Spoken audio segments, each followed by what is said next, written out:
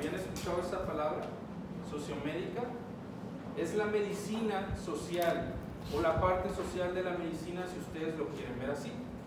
Cuando vinimos a estudiar medicina, les hago una pregunta de proyección a futuro. ¿Cuántos de ustedes les gustaría ejercer o dedicarse a curar en un quirófano? Bien, muy bien, ya algunos tienen alguna idea. ¿En un consultorio?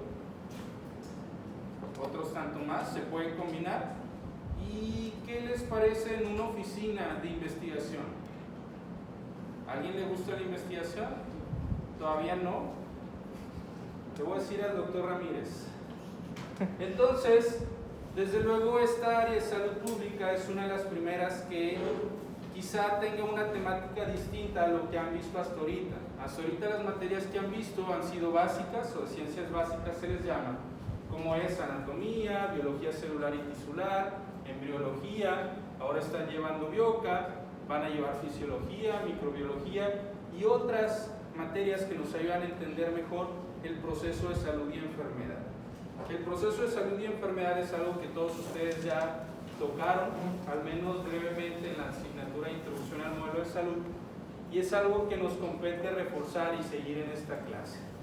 Entonces, el día de hoy, para fines prácticos, vamos a iniciar con antecedentes históricos de la medicina, la salud pública y la epidemiología, algunas pandemias, ¿qué es? ¿Cómo se define? ¿Cuál es su diferencia con epidemiología? O epidemias, avances en salud pública, generalidades de salud pública y epidemiología, y un poco de organizaciones de salud y metas de salud global.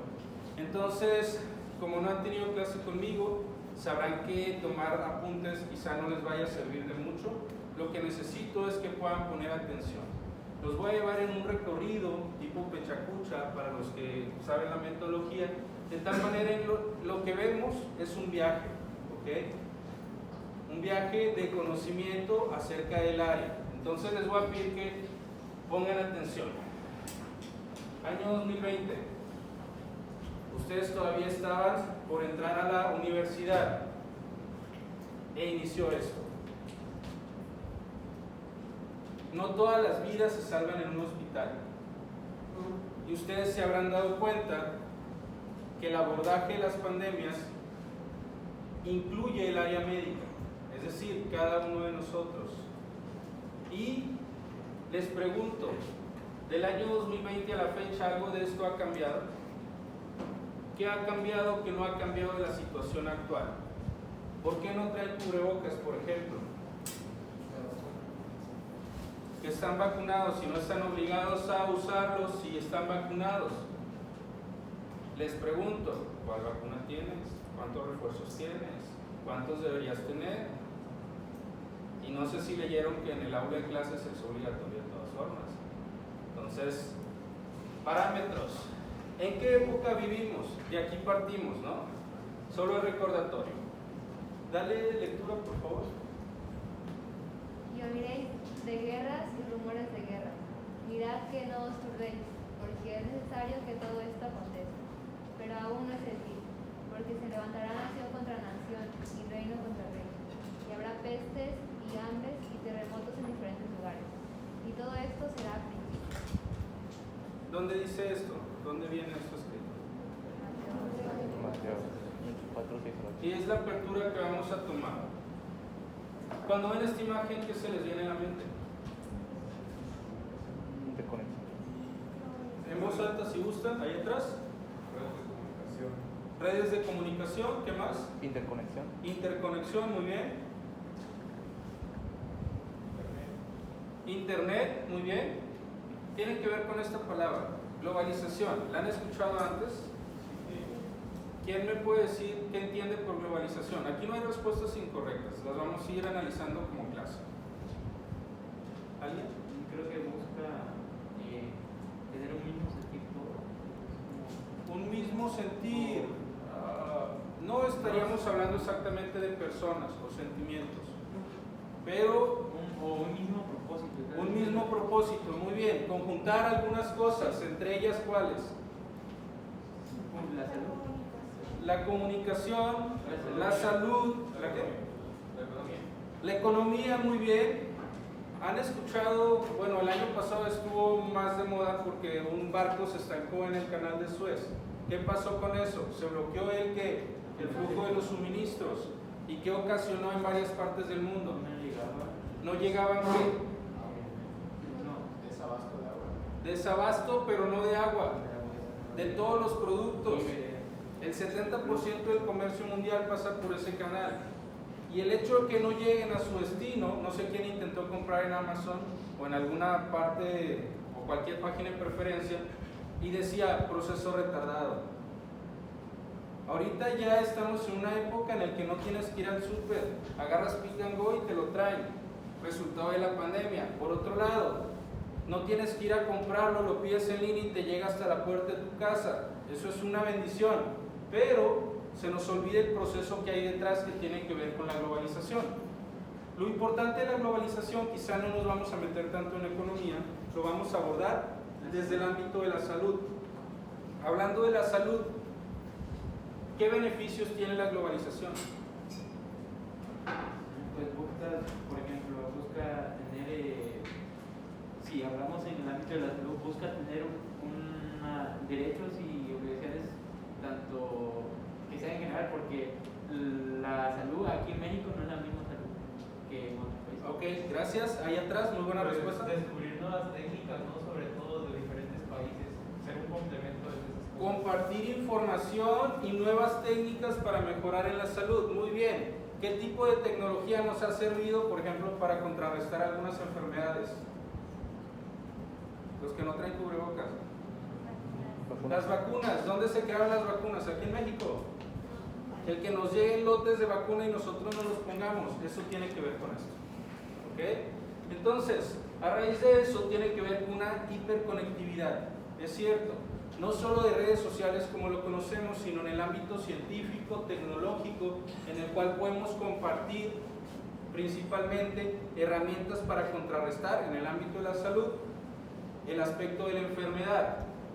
Las marcas, ¿hasta qué punto han llegado las marcas? Todo el mundo. Háblenme de alguna, y aquí lo vamos a estar tocando.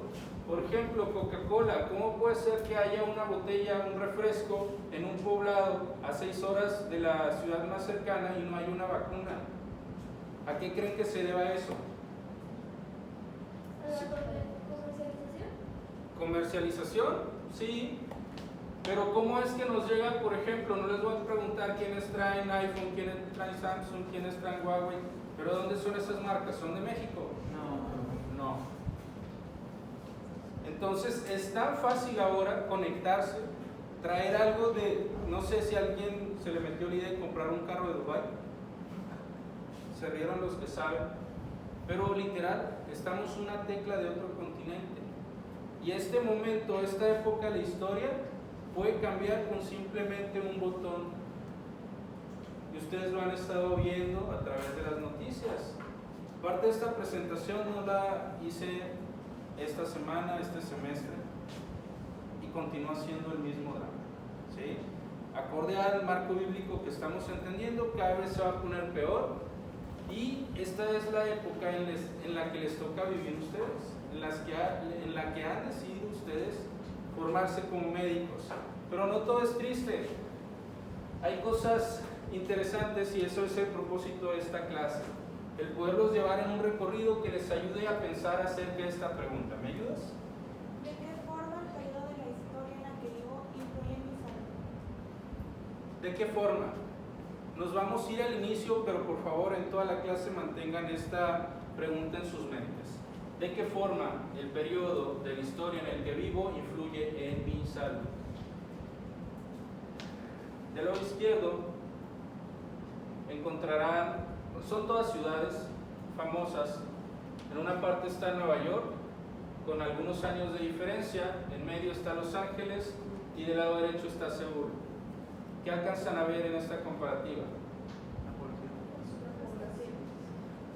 Modernización. Sobrepoblación, levantando la mano para que podamos participar ordenadamente. Los edificios, ¿Qué pasa con los edificios? pues son más grandes, hay más. ¿Ok? El daño del ecosistema. Daño del ecosistema, ok, es la primera vez que me dicen eso y es algo que se ve a simple vista. El aumento de la tecnología. La tecnología, la electricidad, ¿no? Podríamos empezar por ahí, allá atrás. La mancha urbana. La mancha urbana va creciendo, es algo que vamos a estar estudiando en esta clase, el comportamiento demográfico. ¿Qué más? Se ven carros, mucho tráfico aquí en el trabajo. Muy bien. Una más. ¿Qué cambió? Sobrepoblación. Claro. ¿Y qué? Descubrieron un pozo de petróleo, ¿saben dónde es? Ok. Entonces, con este recorrido lo que quiero es que ustedes vean un poco de antecedentes y cómo es que cambia el tiempo a lo largo de la historia. La historia y conocerla proporciona perspectiva para desarrollar una comprensión de los problemas de salud de las comunidades y cómo hacer frente a ellos. Para poder conocer lo anormal, ustedes tienen que empezar a conocer lo normal. Y ahí es donde vamos a incidir mucho en esta historia. Desde el principio, dice el Génesis, Dios miró todo lo que había hecho y que era muy bueno. Pasó la tarde y llegó la mañana y así se cumplió este día. ¿Cómo pasamos de eso al día de hoy? ¿Conocen la respuesta? Hay un proceso en el cual, si ustedes, sin profundizar mucho, esto no es clase de Biblia, ustedes conocen las decisiones que tomaron Adán y Eva, y eso dio un inicio a un proceso influido por el pecado de enfermedad y muerte. Si nos vamos justo después de esa época, pero en otras corrientes filosóficas, entenderemos que los hombres vagaron y fueron ¿qué? Nómadas por cierta cantidad de tiempo. Ustedes recordarán, si llevaron un poco de historia, acerca de que las principales actividades en estos momentos de la historia, ¿cuáles eran? Cacería, agricultura, todavía no. La pesca, básicamente ¿en qué están enfocados? Sobrevivir. Sobrevivir, comían, se refugiaban, siempre salen con pieles, así los ponen, y en las diferentes actividades que están ahí. Sin embargo, hubo un hecho que cambió la historia. ¿Cuál fue? Ya lo mencionaron. La agricultura. ¿Qué permitió que pasara en este punto de la historia la agricultura? Levantando la mano. Que los pueblos se asentaran en un lugar. Gracias, los asentamientos urbanos. Ya no tenían que ir viajando acorde a la estación climática. Fueron capaces de quedarse en un solo lugar y generar su propio alimento. Y esto obviamente contrae nuevos riesgos en salud. ¿Qué nuevos riesgos empiezan a ver ustedes en estas dos imágenes, de una a la otra? Imaginen, ¿sí? Falta de actividad, no se movían tanto como antes. Falta de actividad, muy bien. Le decía a su esposa, oye, vengo en 2 meses, voy a ir de cacería. Se va con los amigos, ¿no? ¿Y qué pasa acá? Se quedaron ahí. Empezaron a disminuir la actividad, ya estaban en un rango establecido de movimiento. ¿Qué más? ¿No se habían dado contaminantes de la tierra? No sabían de lo que... Sí, las personas nuevas, por ejemplo, cuando las mujeres se embarazaban, los niños ya no, las otras diferentes tipos de ecosistemas que había ya no estaban ya no iban a ese tipo de ecosistema y ya no se enfrentaban a ese nuevo tipo de, no sé cómo mencionarlo, ese nuevo, sí, tal vez por ambiente, ecosistema. Hay una sobreexplotación de los recursos de la zona ya que pues tienen que establecer. Gracias. Evidentemente de eso a como estamos ahora, podrán irse a ver a la selva del Brasil y ver la deforestación y algunos otros procesos. Gracias. Entonces, uno de los más comunes que lo hemos mencionado tiene que ver con empezaron a llegar personas de otros sitios. Antes tú ibas con tu tribu, con tu caravana, con tu clan y ibas viajando, mismas enfermedades, misma genética, mismo comportamiento. Empezaron a llegar otras personas. ¿De cuántos países dijo el profe del vicerrector que estamos conformados aquí? Yo hay 30 inscritos, 30 países inscritos, pero Regularmente tenemos alrededor de 50 o 60 países representados. Les pongo el ejemplo para que ustedes lo traspolen a sus casas. En sus casas ustedes están seguros, con su familia, todos tienen la misma, por así decirlo, carga genética, factores predisponentes de riesgo y entonces enfermedades. ¿Qué pasa al momento de traernos aquí? ¿Vivían todos juntos en diciembre? Ahora sí. Pasan más tiempo entre ustedes que con cualquier otra persona. Entonces de ahí la importancia de usar cubrebocas. Es una responsabilidad individual. Y voy a insistir, el primer mes, que es una ventana de contagio importante para todos, hay que usarlo. Es una invitación. Entonces, vamos a ver otro enfoque de cómo visualizaban o conceptualizaban las diferentes civilizaciones la enfermedad. ¿Qué me pueden decir de esta imagen? Es un chamán, ¿ok? ¿En qué creían las personas que iban con este médico? Que era un castigo divino. ¿En voz alta para tus compañeros? Que era un castigo divino. La enfermedad y la muerte son un castigo divino. Allá atrás. Bueno, es que normalmente los chamanes eran los sacerdotes también del pueblo, entonces ellos tenían un conocimiento sobre las plantas curativas que había en la zona y ellos lo ponían en práctica para curar a los demás. Normalmente creían que eran pues, castigos divinos o simplemente maldiciones. Gracias. Entonces, vamos a avanzar un poquito más. ¿Quién cree que es este? Satanás. ¿Quién nada más? ¿Es un qué? Un médico en la época de la peste bubónica, Yersinia pestis. ¿Por qué creen que se ponía eso en la cara? ¿Es un cubrebocas? No. ¿Para qué? Sí protegía. No me acuerdo, yo había visto eso. Ok. De un concepto mágico religioso pasaron ellos a interpretar que si colocaban eso en sus rostros podían espantar a la muerte. Ustedes se ríen ahorita, pero viven en otra época. Ellos era lo que creían y los médicos lo usaban. Es como si ustedes les vieran una foto con cubrebocas y en 100 años ya nosotros ya estamos vacunados, ellos que traían cubrebocas. Eso no servía de nada. Entonces, de un concepto mágico religioso pasan a creencias de la enfermedad y quién sabe. ¿Sí? ¿Quién sabe? Es una proyección. Y esto no es un mito, es una foto actual, bueno, de hace un año, de diferentes médicos atendiendo el COVID. ¿Sí? Entonces, hay escritos antiguos que datan acerca de la regulación de higiene personal y comunitaria, reproductiva, salud materna, aislamiento de infecciones, regulación de alimentos y manejo de heces fecales. Estamos hablando de antecedentes bíblicos y son de parte de los primeros escritos que vamos a estar revisando. ¿Cómo fue que el pueblo de Israel, les pregunto yo, logró dejar plasmado en un hecho histórico, un escrito histórico en la Biblia y además practicarlo? ¿Será que estos avances, en la izquierda es Egipto, en la derecha es Roma, influyeron de alguna manera en la salud? Piensen cómo era antes ir al baño, antes de Egipto, por ejemplo. No tenían la comodidad de llegar,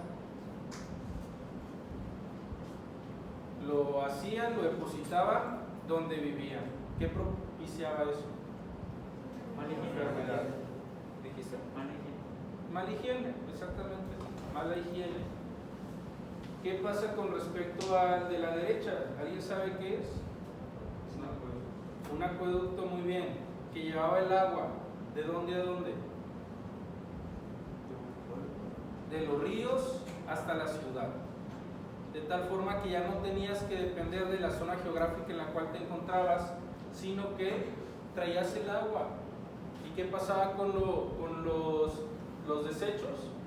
Les buscaban afluente. Obviamente lo regresaban al río y eso no es una práctica que encontremos ahora, pero se van a dar cuenta que hay patrones de enfermedad y el entorno natural, ya sea del agua, el aire, también depende de los lugares donde se asientan las personas. ¿Ustedes han escuchado de la ciudad lineal que quieren hacer allá en Medio Oriente?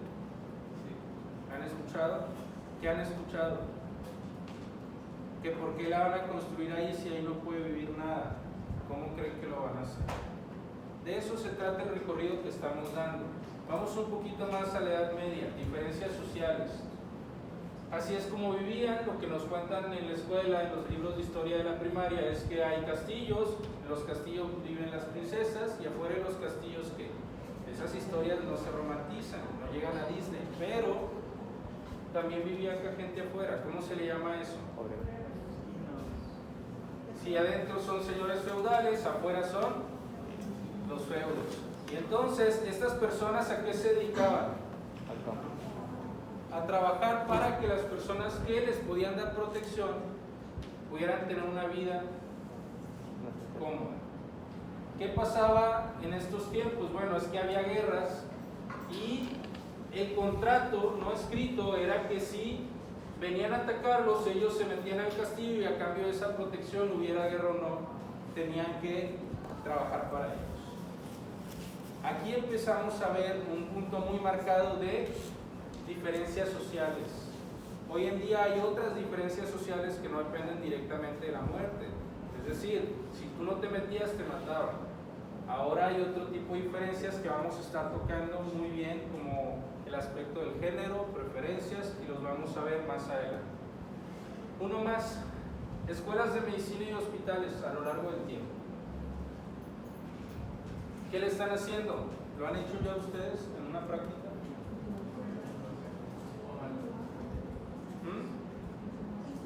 Eso es una lobotomía, ¿no? ¿Sabes qué es eso? Yo tengo entendido que era un proceso, era como un proceso quirúrgico para extirpar una parte del cerebro por aquí, creo, pero por aquí. Ajá. Era más que nada para un proceso. Antes se creía que esa era la forma de tratar muchos de los padecimientos, porque esa era una parte del cerebro. ¿Creen que eso se sigue haciendo? No. Como tal, no. Es un aspecto muy experimental. Pero del lado derecho, los métodos clínicos de observación y documentación. Uno más. Así estudiaban medicina antes. Y probablemente la persona que está ahí está vendada porque no está muerta. ¿Sí? ¿Cómo pueden dar un contraste ustedes de cómo era antes a la actualidad? Ya dentro de poco van a tener las tecnologías para realidad virtual y todas esas cosas. Y mira, lo que estamos preguntándonos aquí es el lapso del tiempo. ¿Okay? Uno más, acerca de las tecnologías. ¿Alguien sabe quién es René Laennec? ¿Habían escuchado hablar de él? ¿Quién ya tiene? No, voy a reformular. A lo mejor algunos de ustedes le regalaron un estetoscopio como signo de que están empezando medicina. No levanten la mano. Pero este descubrimiento lo tuvo René Laennec, quizá con más tiempo otra clase lo vamos a profundizar. Pero él descubrió que a través de los sólidos se compartía el sonido. Una vez que estaba jugando con su hermano, a través de los troncos y podía saber dónde estaba. Entonces, ese fue el primer estetoscopio. ¿Será que se parece al de la actualidad?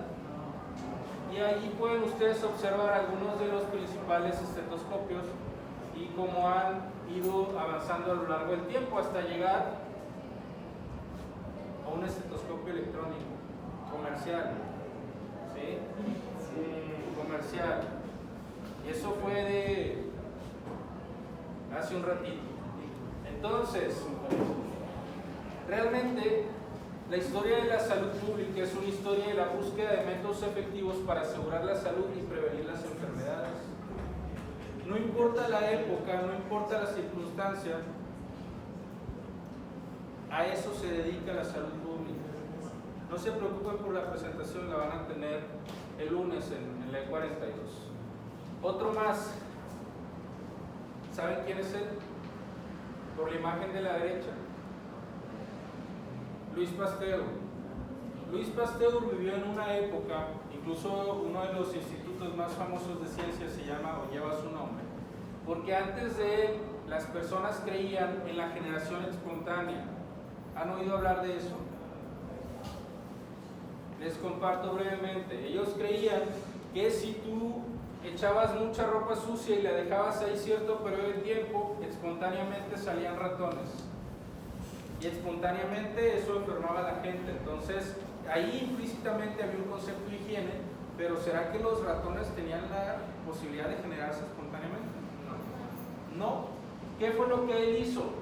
Puso 2 frascos de experimento, en uno puso carne putrefacta y en la otra no, y uno lo tapó. Sencillo, parece el experimento, pero a nadie se le había ocurrido.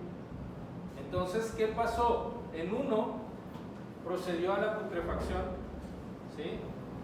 Y en otro no, otro se conservó un cierto periodo más de tiempo. Él dijo, aquí hay algo, no sé qué es, que hace que la carne se pudra más rápido en uno destapado que en otro que no. Con el tiempo él supo que en uno entraban moscas, ¿sí? Las moscas de la fruta, colocaban ahí sus patas y ¿qué traían con ellos? Bacterias. Bacterias. Claro que para su tiempo no se conocían. Fue hasta después con este señor. ¿Alguien lo ubica? Anton van Leeuwenhoek, ¿sí? Un alemán. No, mentira. Se me olvidó, desfallé con su procedencia, pero él lo que hizo fue decir, a ver, hay cosas más pequeñas.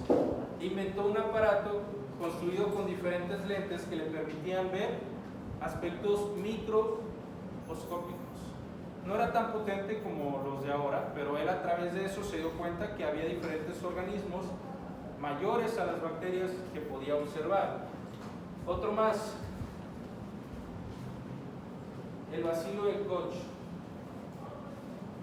Este señor Robert Koch lo que hizo, ok, ya sabemos que hay diferentes microorganismos, pero ¿será que esos son los que causan la enfermedad? Infectó a un ratón con el bacilo de la tuberculosis.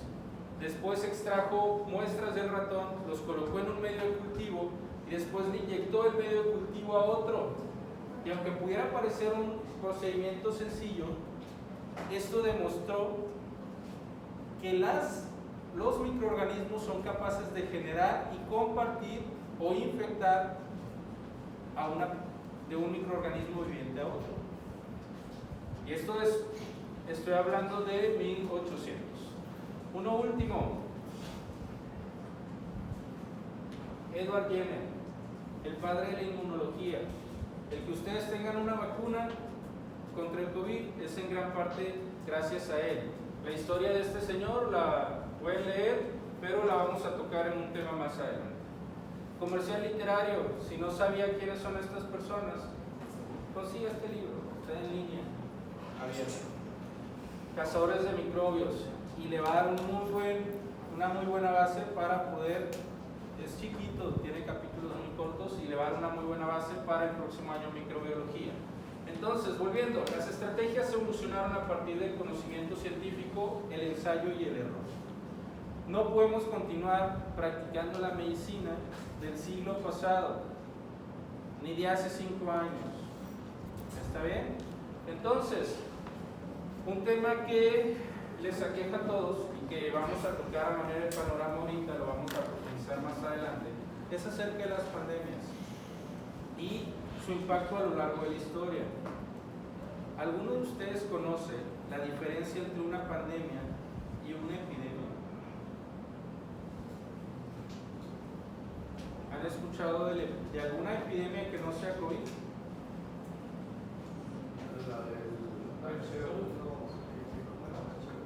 ¿Cuál? No me acuerdo de cómo se llamaba, era H1N1. H1N1, cuando dejaron de ir a la escuela, creo que ya estaban. Influenza, bueno, también en algunos sitios. Vamos a ver, ¿conocen a este señor? ¿Lo vieron en la tele? Digo, no es López Gatell, pero este doctor José Luis Salomía Segarra fue director general de epidemiología a nivel nacional. Fue el que estuvo al frente de la pandemia desde 2019 hasta el año pasado. Como comercial, este señor fue el vocero oficial quien estuvo acá junto con este señor López Gatell de dar información sobre este nuevo virus, y fue alumno de aquí, de esta institución, estuvo sentado igual que ustedes. Si usted quiere llegar a, no se limite, usted puede alcanzar cualquier plataforma que usted quiera, esté aquí o en otra universidad, pero si se queda aquí usted puede tener las opciones para llegar. Entonces, ustedes recordarán que la pandemia tuvo etapas y la vamos a analizar como objeto de la clase, como momento de aprendizaje. Yo sé que después de estar viendo tanta información, una gran cantidad de la población se cree epidemiólogo. Sin embargo, ustedes como médicos en formación, van a adquirir las principales competencias de epidemiología, y de eso se trata la clase. El poder decir, traigo mi cubreboca porque es un medio para resguardarme a mí y a mi comunidad colectiva, que eso también trata la salud pública. Ustedes pueden observar, y lo vamos a estar viendo en clase, el desarrollo de toda la pandemia desde su inicio. ¿Dónde se originó? Eso sí lo sabemos todos. ¿Y cómo llegó hasta esta universidad? Esos procesos en medicina tienen nombres y los vamos a aprender. Hay diferentes hilos en Twitter. Yo agarré este en su inicio porque describía todos los brotes de contagio. Ustedes sabían que la primera persona que infectó a un mexicano en territorio nacional fue un italiano. Sí sabían. Entonces, ¿cómo se le llama a ese italiano? ¿Cómo se le llama a la primera persona? No. Bueno, me da gusto que tengan conocimientos de esos nombres porque los vamos a estar definiendo en la clase más adelante, pero trata de eso, de cómo se difunde una enfermedad. ¿Qué es una pandemia? Desde el primer día de clases. Se llama pandemia la propagación mundial de una nueva enfermedad. ¿Qué pasa con las enfermedades viejas? ¿No pueden ser pandemias? Sí, sí pueden ser pandemias. ¿Cuál es la importancia de una enfermedad nueva? Que no sabemos su ¿No qué? sabemos su origen. Sí, podemos saber su origen, pero No, ¿levantar la mano? No sabemos cómo atacarla. No sabemos cómo tratarla. Muy bien. ¿Qué más? No tenemos anticuerpos para la enfermedad. La población no está preparada inmunológicamente para recibirla. ¿Qué más? No sabemos su mecanismo, sus órganos diana o qué órganos afecta. Muy bien. Entonces, ¿cómo vamos a decir esto está propagado a nivel mundial y esta otra no? Tenemos que tener parámetros. Pero bueno, nos quedamos con esto. Pandemia, la propagación mundial de una nueva enfermedad. ¿Será que pandemia es sinónimo de gravedad de la enfermedad? ¿Quién piensa que sí? ¿Quién piensa que no? ¿Quién no piensa nada? Ok, vamos a empezar desde ahí. No, no es sinónimo de gravedad. Puede haber pandemias de enfermedades que no sean graves. Pero cuando dicen pandemia, la gente se asusta y es deber de nosotros poder tranquilizar a esas personas, llámese familia, llámese personal que nos rodea, compañeros, amigos o círculo social, porque la desinformación está a la orden del día. Entonces, en ese entonces había diferentes brotes epidémicos que surgían a partir de cosas que ya mencionamos. El avance de la globalización, que tuvo sus primeros inicios en el avance del comercio, la industria, las flotas mercantes que hacían viajes y propiciaron varias enfermedades a lo largo de todo el mundo conocido, que se conocía.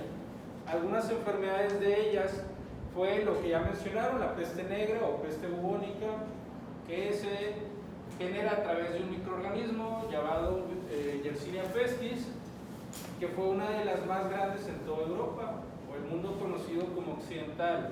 Había otras enfermedades que se suponía que también eran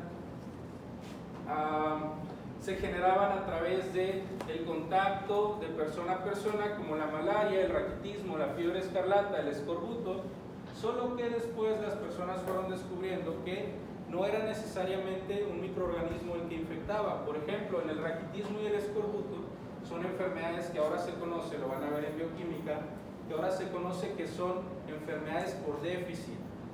¿Déficit de qué? Raquitismo por vitamina D, es decir, las personas que les faltaba vitamina D desarrollaban esta enfermedad, y el escorbuto eran enfermedades que se desarrollaban sobre todo en marineros, que eran marineros que les hacía falta vitamina C. Entonces iban en el mar y empezaban a desarrollar este tipo de enfermedad, y ellos pensaban, no, es que alguien está infectado aquí, y se aislaban. Pero no, la solución era comerse una naranja. ¿Sí? Y el entender este tipo de mecanismos por los cuales se generan las enfermedades, el aspecto social, es algo que compete esta clase. En la parte de arriba está un monito, un hermoso monito portador del ébola. ¿Han escuchado hablar del virus del ébola? ¿Qué saben de él?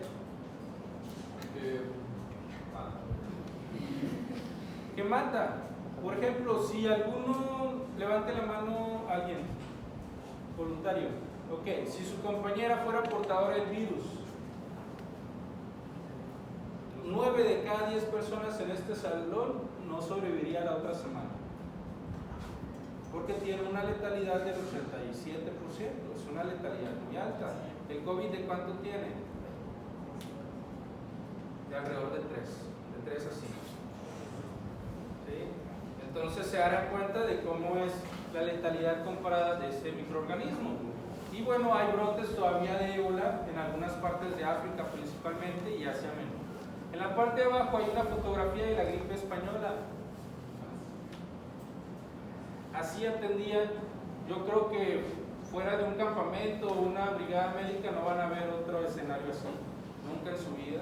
Eso ya quedó en el pasado. ¿Qué pasaba con este tipo de lugares? Si por accidente metían a una persona que no estaba infectada, ahí se infectaba, ahí se enfermaba. Es una estadística muy viejita, no incluye COVID, pero vean la cantidad de personas que mataban. Por ejemplo, viruela, sarampión, fiebre española, peste negra, VIH, la plaga justiniana, que era un tipo de influenza, o de gripe, perdón, tercera pandemia, tifus, cólera, H3N2 y ébola. Pero las cifras de acá están en millones. ¿Sí? ¿Quién conquistó América? La viruela. ¿Sí? La viruela. Éramos más, éramos los pueblos originarios de México y América. Que fue una enfermedad que exportaron los europeos hacia América. Murieron más personas a causa de la viruela que a causa de la colonización o la propia guerra en sí. ¿Qué otros avances en esta época en la cual las pandemias estaban a la orden del día? En este periodo es cuando las muertes se empiezan a contar. ¿Alguien conoce a esta señora? No le puse nombre a propósito. Si es quien creo que es, sí es, dígalo. No, no es. No, es de la enfermera. ¿Sí? Sí, no recuerdo, pero es de la... Florencia Nightingale, la primera enfermera. Ella le tocó vivir en los tiempos de las guerras, y lo que ella hacía, ella se empezó a dar cuenta que una vez que los soldados llegaban al hospital no se salvaban, o los que se salvaban eran muy pocos. Entonces ella empezó a pensar, ¿por qué no se salvan? No sé si han visto películas de guerra, pero donde los atienden es en medio de lodo y cosas.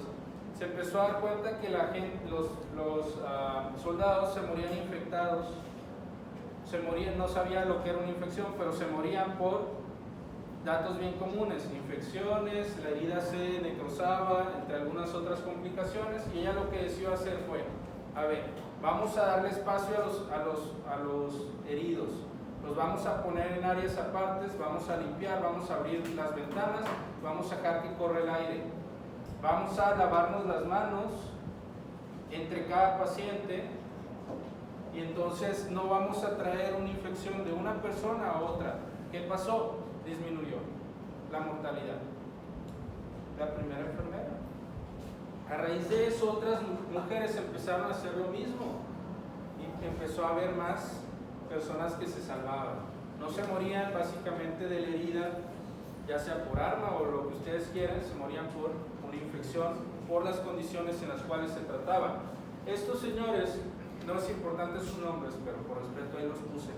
Lo que empezaron a hacer fue, uno era ayudante de un cura, en la cual él empezó a contabilizar, decía, a ver, tantas personas mueren y yo cobro el seguro, porque antes la iglesia católica cobraba por las personas que se morían para que lograran llegar a dónde. Una especie de penitencia. Entonces él tenía los registros y empezó a darse cuenta que quizá por interés tenía una gran variedad de datos.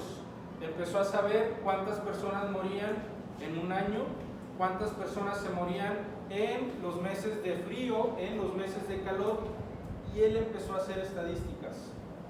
Otro de ellos lo que hizo fue empezar a hacer actas de defunción, es decir, se murieron 10 personas. Ok, una se murió por esto, otra por esto, otra por esto y otra por esto.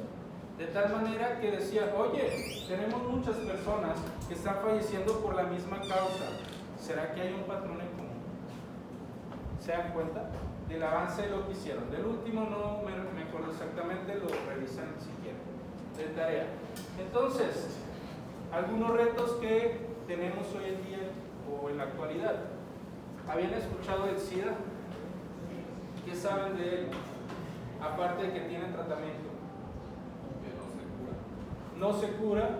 Solamente lo que afecta es que bajan las defensas y entonces cualquier otra enfermedad que venga sobre el paciente El virus genera una inmunodeficiencia de tal manera que lo que le mata a ese paciente es otra infección, no una infección inicial, ¿ok?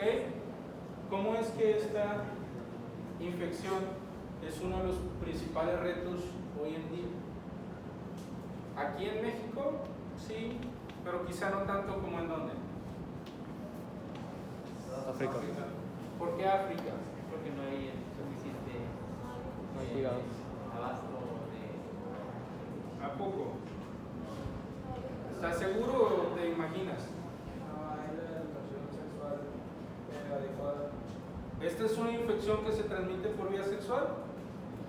Sí. Sí, pero también puede ser, por ejemplo, de madre a hijo.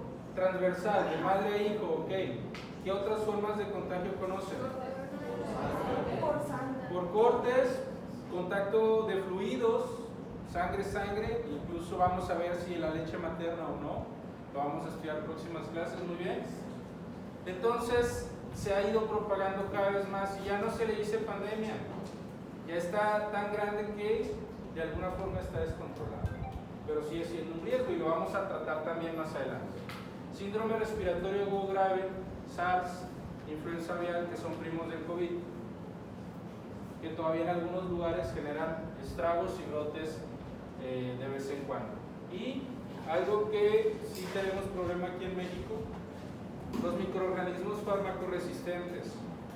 Ustedes van a aprender en los libros que les van a dar en la escuela que hay un microorganismo y hay un específico medicamento antibiótico o antiviral que lo contrarresta o lo ataca. Quizá para cuando ustedes gradúen esa información ya no va a ser la más certera. ¿Por qué? Porque los libros tienen cierta cantidad de años de retraso y la tecnología va avanzando por nuevos caminos. Si usted no aprende a adaptarse, como médico y aprender sobre la marcha, se va a desactualizar. Y como estamos viendo en esta presentación, a lo largo de la historia, de un momento a otro, con un clic, de información que usted creía verdadera, puede cambiar.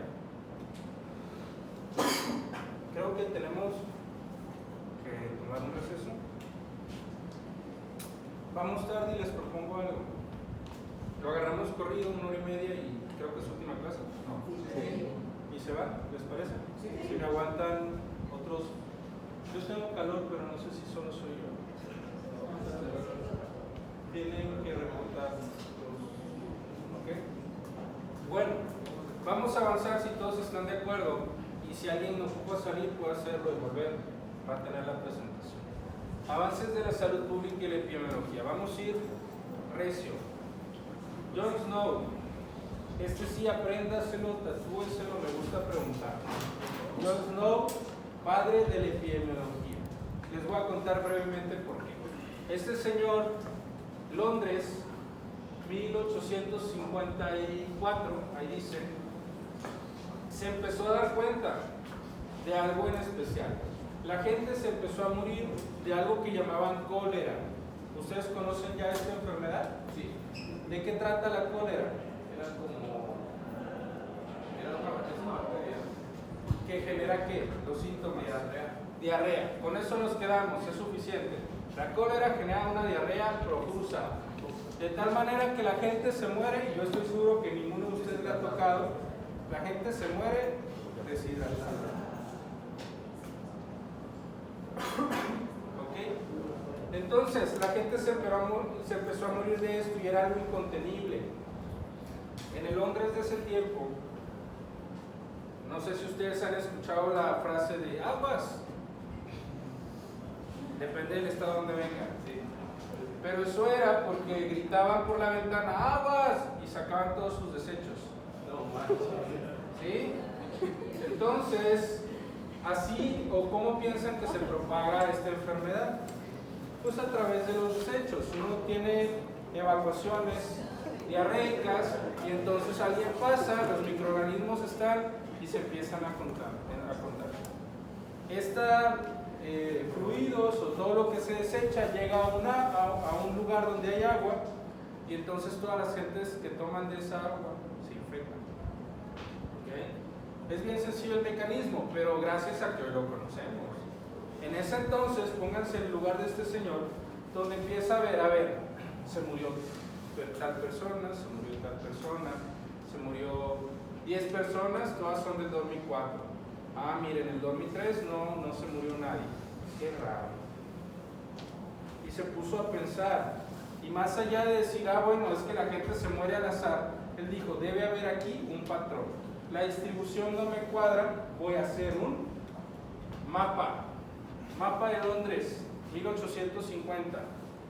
Él empezó a mapear la ciudad y a colocar los lugares donde es que las personas se enfermaban y donde se morían.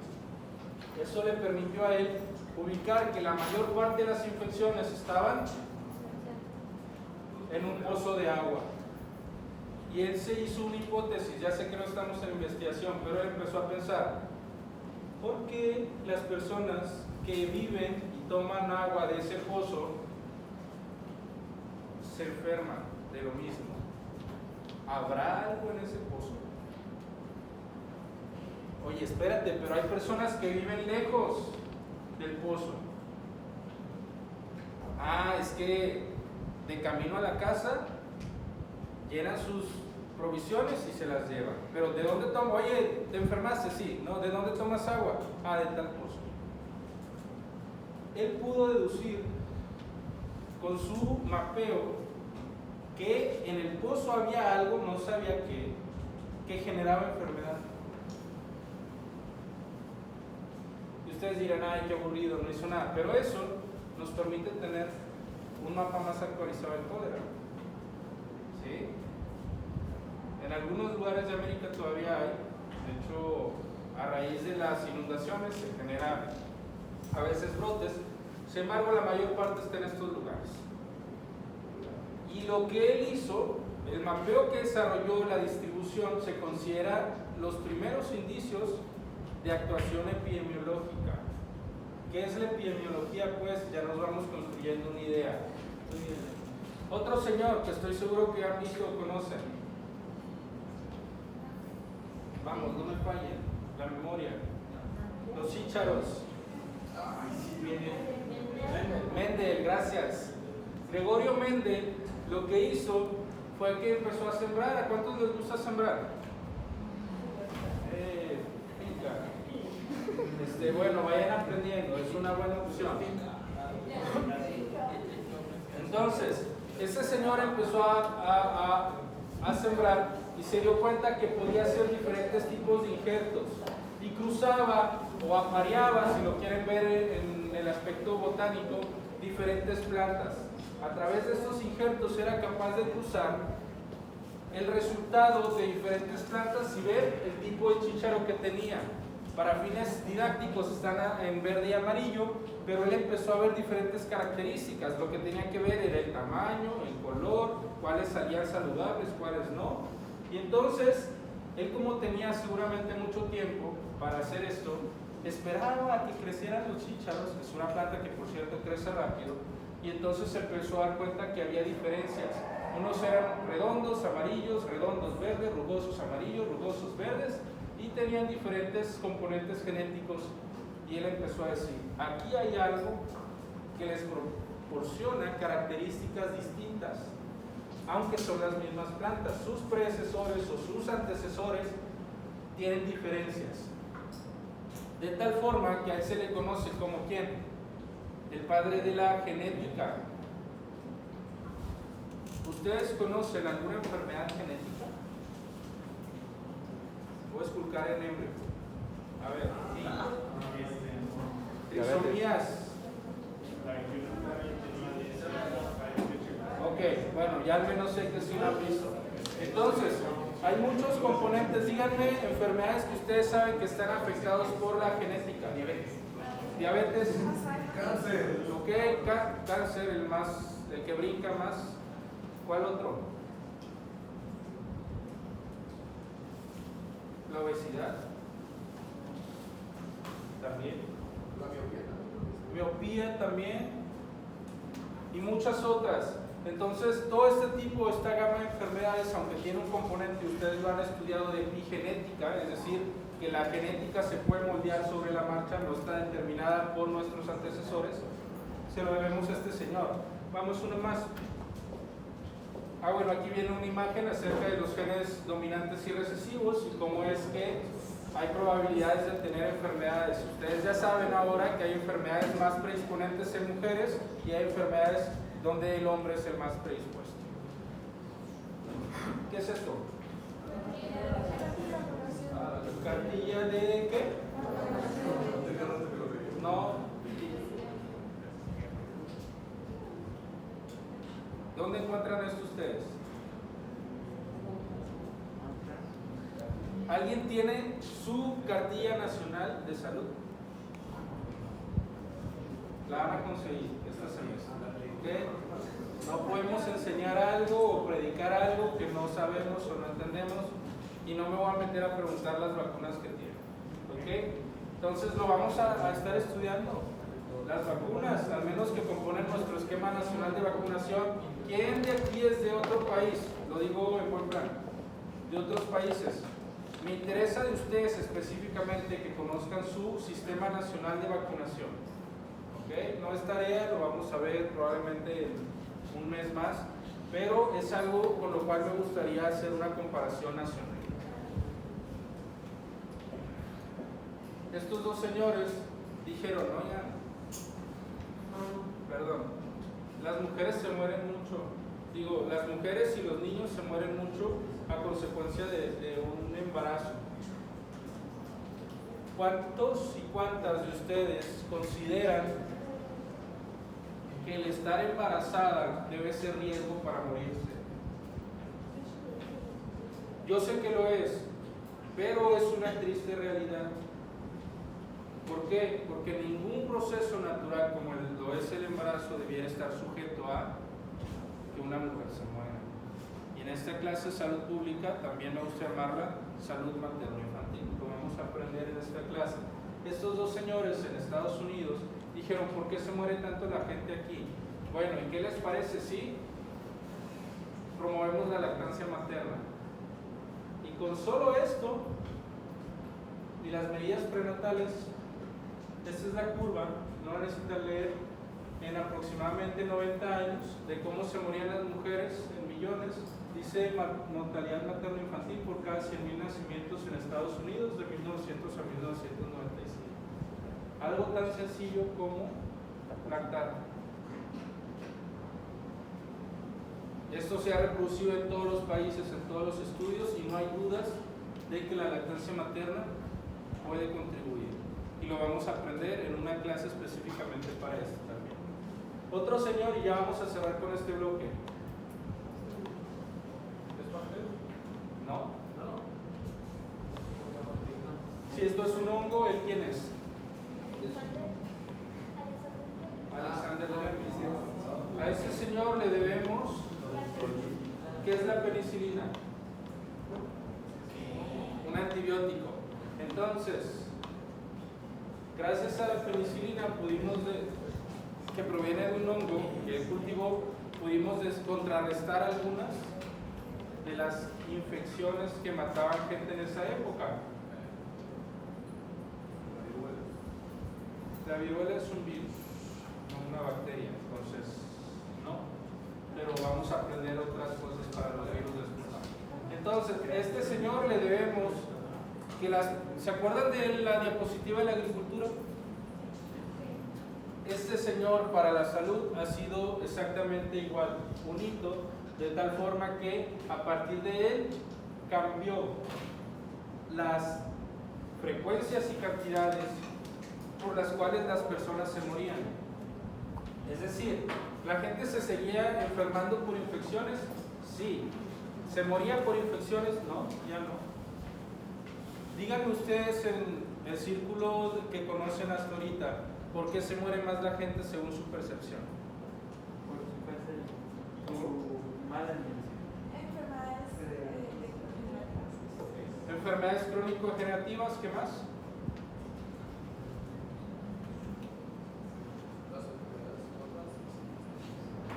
Bueno, si nos quedamos con infarto agudo del miocardio, síndrome coronario agudo isquémico, tenemos más del 70% de las causas de muerte prematura. Si le quieren agregar diabetes, hipertensión, obesidad como enfermedades, ¿se tratan con un antibiótico? No, ya no. ¿Se dan cuenta de cómo este señor cambió la era en la cual ustedes están viviendo? Si yo les digo, es que mi familiar se murió por cólera, tú dirías, pues ¿de qué país vienes? ¿Dónde vive tu familiar? Y hasta puedes decir, uy, ¿de qué clase social? Vamos a empezar a entender y armar, entrelazar todos esos componentes que razonan a la enfermedad. De hecho, ustedes ya los vieron, si no me fallan, como los conocen como determinantes sociales de la salud. ¿Sí los han visto, verdad? No. Bueno, y ahora pues tenemos el problema también de la resistencia a los antibióticos. Salud preventiva. En esta clase también vamos a tocar conceptos puntuales de la medicina preventiva o la salud preventiva, como son la triada ecológica de la enfermedad, la vamos a profundizar más adelante, la historia natural de un proceso de la enfermedad, le vamos a poner nombre, ya no nos van a contar es que se enfermó, no, tú vas a decirle a tu familiar, ok, te encuentras en un periodo prepatogénico en el cual lo más importante es la prevención primaria. Por eso te voy a llevar al centro de salud a chequeos periódicos y te voy a vacunar contra esto y esto y esto. Y de eso va a tratar su proyecto integrador. Después le van a poder decir, ok, tú ya estás enfermo, estás en un periodo de horizonte clínico en el cual estás, entonces ustedes van a empezar a hablar como médicos. Y sus familiares les van a empezar a decir, oye, tengo esto, ¿qué tengo? Y se les va a decir, déjame investigar. Y lo van a poder resolver porque ya van a saber cómo, dónde buscar la información. La medicina del futuro ya no se trata de aprenderse de memoria todo el libro, no sé si ya les han dicho eso. La medicina del futuro está en saber dónde buscar la información. Se contesta en el hospital, no sé, pero aprendo rápido. ¿Okay? Lo ideal es saber, pero si no, pueden recurrir a eso. Entonces, lo que les mencionaba se llama transición epidemiológica, de tal manera que las principales causas de mortalidad en los 30 años, por ejemplo, acá eran, estas son de México, ¿ok? 1980, acá arriba. Infección intestinal mal definida. Le dolió el estómago y no supimos qué pasó y no lo supimos definir. Ahí va. Ahora ya tiene nombres. Segundo, bronconeumonía, organismo causal no especificado. Cirrosis y otras enfermedades crónicas del hígado, otras causas accidentales ambientales y las no específicas. Disritmia cardíaca, neumonía, diabetes, insuficiencia cardíaca, otras infecciones, accidentes de tráfico. En contraste con algo más actual, ni tanto, son 10 años, ¿no? Pero diabetes mellitus, enfermedad isquémica del corazón, cirrosis, otras enfermedades, enfermedad pulmonar obstructiva, agresiones, homicidios, enfermedades hipertensivas. El grupo de enfermedades cambió totalmente y eso no es al azar, es debido al avance de la tecnología, de los tratamientos y de la atención de un sistema nacional de salud.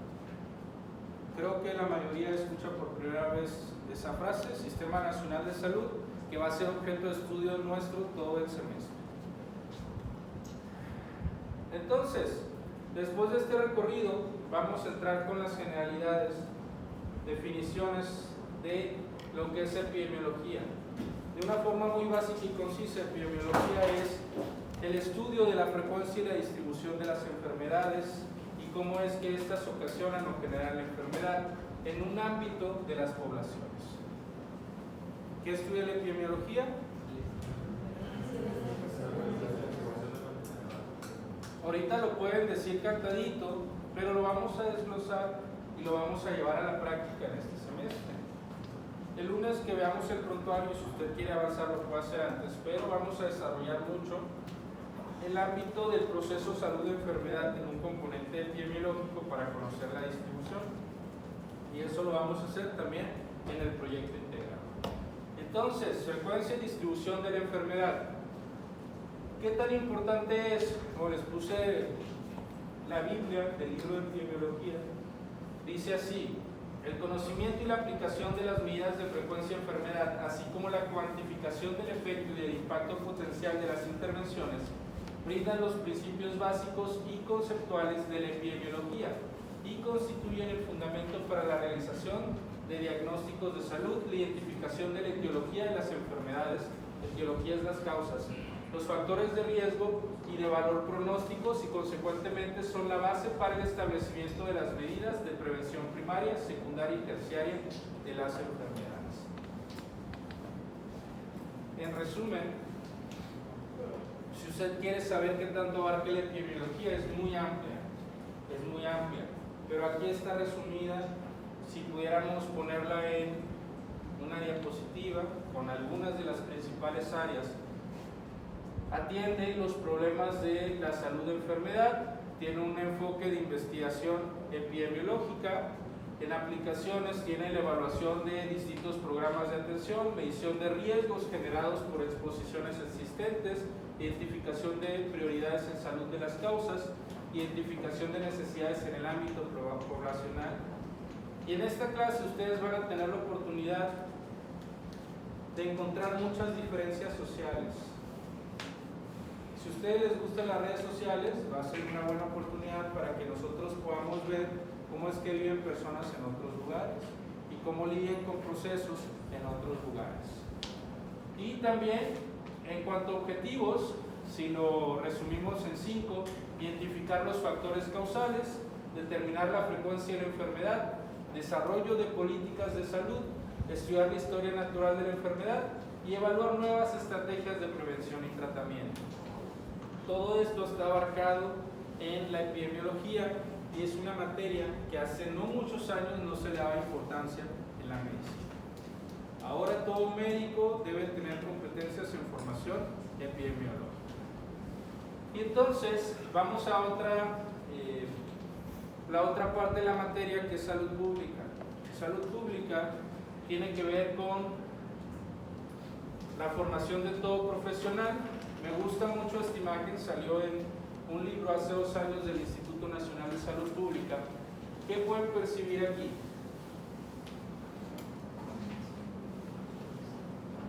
¿Por qué el lado izquierdo está en gris y el lado derecho está en color? ¿Les dice algo? Avance, para mí es más avance, no se alcanza a ver, pero aquí es 1800 a 2018. ¿Y esta línea qué creen que significa? Bueno, yo lo que alcanzo a notar es que aquí se están atendiendo los problemas, pero en la otra parte se están previniendo los problemas. Muchas gracias. Y esta línea es la esperanza de vida. La esperanza de vida es la cantidad de años en el que promedio vive una población en un lugar determinado. ¿Cuál es la esperanza de vida en México?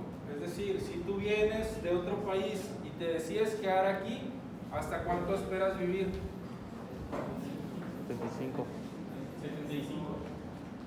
Será lo mismo, o sea, incluso puedes considerarlo para decidir si te quedas aquí o te regresas de donde vienes.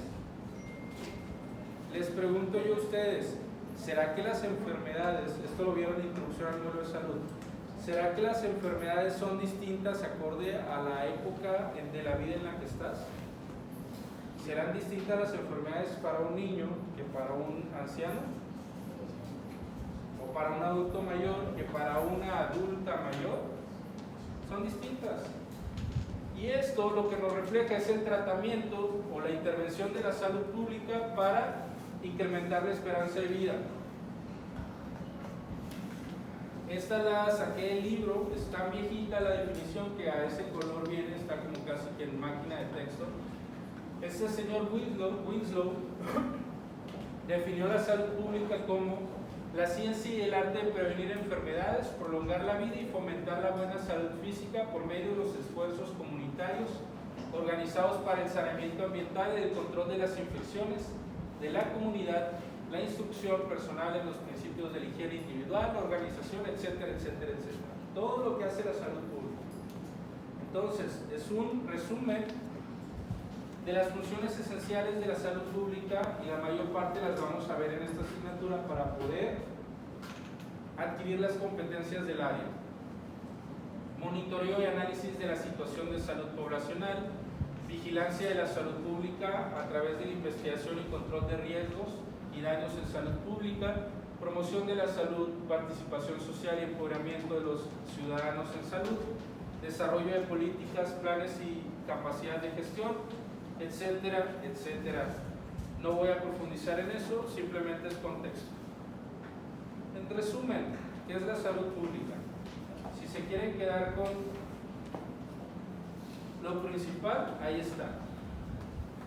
Traducido es el esfuerzo colectivo y organizado de la comunidad. Pero la comunidad se organiza para hacer pachangas, para hacer... Específicamente se organiza para conseguir la salud de todos y para todos.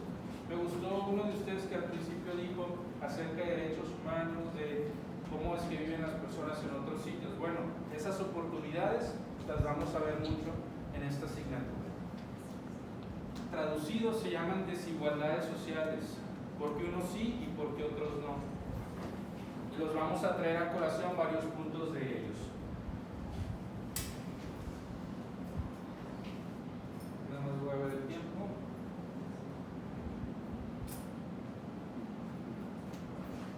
Me voy un tantito atrás.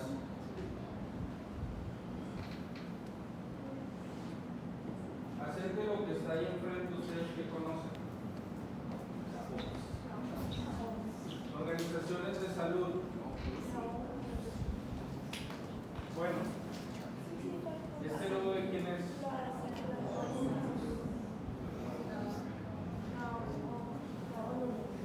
Y este. Entonces, cuando hablamos de organizaciones de salud, que es lo último que vamos a tocar en esta clase, tenemos que conocer que existen diferentes organizaciones que amparan a la salud, en la cual todos ustedes están formando. La Organización Mundial de la Salud es el organismo de las Naciones Unidas que se encarga de gestionar todo lo que tiene que ver con la salud, su promoción e intervención a nivel mundial. Lo hace a través de su departamento, que es la Organización Mundial de la Salud. La Organización Mundial de la Salud tiene divisiones específicas. Nosotros pertenecemos a una de las 6 regiones, que es la región de las Américas. cuando hablemos un poco más de pandemias, vamos a profundizar también en estas regiones, donde si cruza cierta cantidad de regiones una enfermedad, es cuando se le llama recientemente pandemia. Antes se llama epidemia. ¿Okay? Entonces, si sabemos que pertenecemos a la región de las Américas, tiene otro nombre que se llama Organización Panamericana o Americana de la Salud. Esta se encuentra en 35 Estados miembros, hasta la última vez que revisé, y se encuentra sus oficinas en Washington. Y estas nosotros las podemos estudiar. ¿Para qué sirven organismos sobre organismos? Bueno, a nivel nacional, en el gobierno federal se encuentra el Ministerio de Salud o la Secretaría de Salud. La Secretaría de Salud a nivel nacional es el órgano máximo en el cual nosotros vamos seguramente a colaborar. Cualquier proceso en el área de la salud, Dios mediante ustedes gradúen como médicos, vamos a estar vinculados con la Secretaría de Salud. En México, anclados en la Secretaría de Salud, existen diferentes instituciones. Yo estoy seguro que más de uno de ustedes se ha atendido en alguna de estas instituciones, llámese IMSS, Secretaría de Salud, ISSSTE, los hospitales de Pemex, entre algunos otros. Estas instituciones pues tienen características distintas y las vamos a atender y aprender desde el conocimiento del Sistema Nacional de Salud. Entonces, recordando esfuerzo colectivo y organizado en la comunidad. Con esto acabo la clase el día de hoy. ¿Han escuchado acerca de metas de salud global? Estuvieron en la ceremonia de inauguración ayer, ¿no? Las metas de salud global se generaron en el año 1995 al año 2000. ¿Quién tiene más de 23 años ahorita? ¿No? Bueno, estas metas tienen la edad aproximada de ustedes. Empezaron con los objetivos de desarrollo del milenio. A alguien se le ocurrió que a nivel de la Organización de las Naciones Unidas dijeron, estos son los 8 problemas que en el año 2000 queremos atender. Véanlos: erradicar la pobreza extrema, lograr la enseñanza primaria universal, promover la igualdad entre géneros y la autonomía de la mujer, reducir la mortalidad infantil, mejorar la salud materna, combatir el VIH y otras enfermedades como la malaria, garantizar la sostenibilidad del medio ambiente y fomentar una alianza global para el desarrollo. Se evaluó después de 15 años y dijeron, ¿saben qué? No es suficiente. Vamos a ampliarlo del 2015 al 2030. Actualmente estamos trabajando, o la agenda internacional está basada en los Objetivos de Desarrollo Sostenible, que terminan en el 2030 y todos ustedes van a graduar antes de esta fecha, ¿sí o no? Entonces, con el favor de Dios, cuando salgan, muchachos, cuando salgan, van a estar trabajando en este marco internacional. El saberlo o conocerlo no es solamente importante, es necesario. Es una herramienta para ustedes. Y si se dan cuenta, en toda la presentación ya les he dado bocetos de lo que ustedes tienen que ir y empezar a estudiar. Y desde luego los Objetivos de Desarrollo Sostenible es uno de ellos. Son 17 y ahí están más grandes. Se añadieron muchos más que tienen que ver con el medio ambiente, con el vía submarina, vida de ecosistemas, acción por el clima, trabajo decente y crecimiento económico, producción y consumo. En resumen, hay 9 objetivos más que no teníamos hace 20 años, en el 2000. Y los vamos a estar trabajando desde el ámbito de la salud pública porque desde luego los abarca. Es decir, la salud pública es... ¿Qué dijimos que es la salud pública? El esfuerzo colectivo de la comunidad para conseguir la salud de todos y para todos. Muy bien. Entonces, eso es a nivel de la Organización de las Naciones Unidas, a través de la OMS, desde luego lo seguimos. ¿Y qué hay acerca de la de la PAHO, de la Organización Panamericana de la Salud? Bueno, desde luego tiene una agenda que se desprende de esta, la cual tiene 11 objetivos igual que están relacionados directamente. Esta no es necesario que la aprendamos, pero está vinculada a los objetivos de desarrollo sostenible también. Ahí la pueden encontrar. Y la pregunta aquí para ustedes vuelve a ser con esta pregunta: ¿qué papel juega usted en su sector en el que está, es decir, desde ahorita como estudiante, para hacer que la salud pública sea una realidad en nuestro medio? Esa espero que sea una respuesta que logremos conseguir juntos a lo largo de este semestre. Vamos a tener muchos retos, desafíos. Les voy a pedir que, como única, si quieren ver tareas así, revisen el prontuario. Ahí vienen todos los temas que vamos a seguir. Va a haber una ligera modificación